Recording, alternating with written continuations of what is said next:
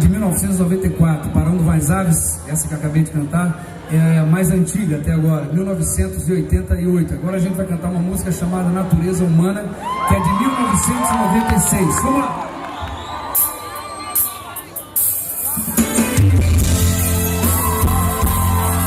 Quem vive na sua vida, quem reina?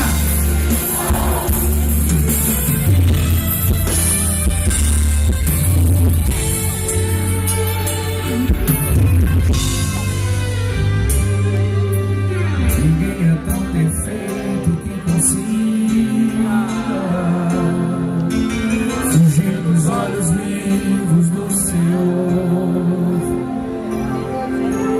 e ver além do mais profundo abismo e até segredos que eu nunca falei.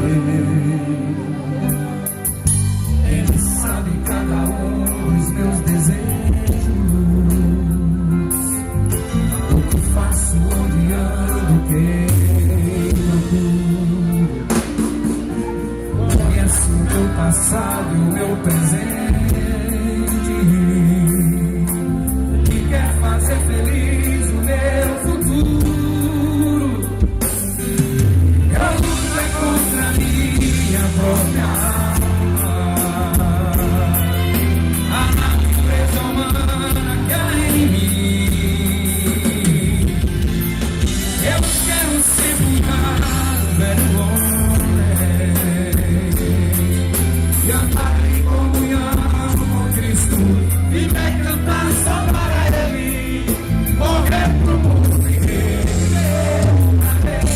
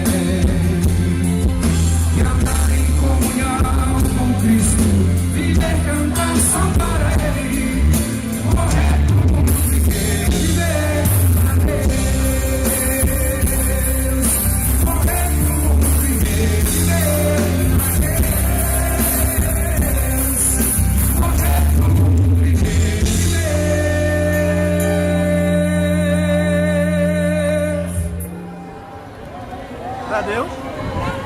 Pra Deus.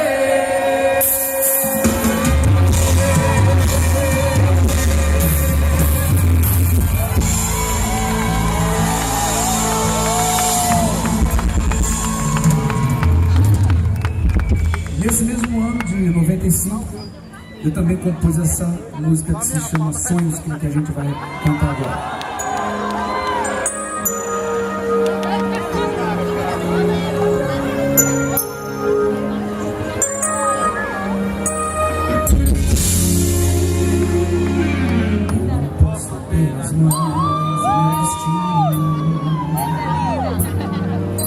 E mudar o que eu não quero, quero compensar.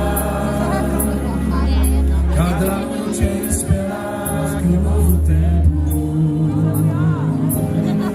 recomeça assim que o dia amanheça. Só mantenho sonhos, faço planos, como qualquer outro homem. Quero ser feliz, mas os sonhos que eu tiver, sei que posso realizar, porque creio em Deus e Ele sempre cumpre o que diz. Ansiedade, medo, dúvidas, também posso ter, porque sou fraco, sou vago, sou pequeno. Mas os sonhos que eu tiver, sei que posso realizar, porque creio em Deus e Ele sempre cumpre o que diz.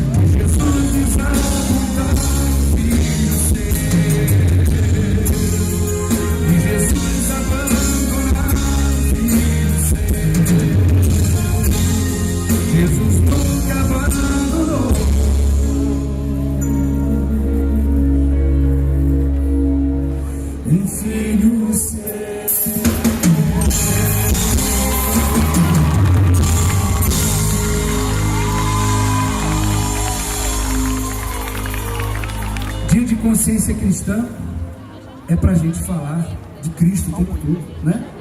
Quem vive? Cristo! E eu vou contar para vocês, antes da gente cantar essa próxima música, uma das peripécias que ele fez. Israel estava vivendo um tempo de vexame, de vergonha, porque mesmo sendo um povo tão cuidado por Deus, que por causa daquele povo Deus tinha feito a abertura do Mar Vermelho, tinha livrado um da cova dos leões, tinha livrado o outro da fornalha do fogo ardente, tinha feito o sol parar, e agora um estrangeiro, um romano, entra em Israel com seus exércitos, se assenta em Jerusalém e diz: agora quem manda aqui sou eu. Foi uma vergonha muito grande para o povo de Deus quando isso aconteceu.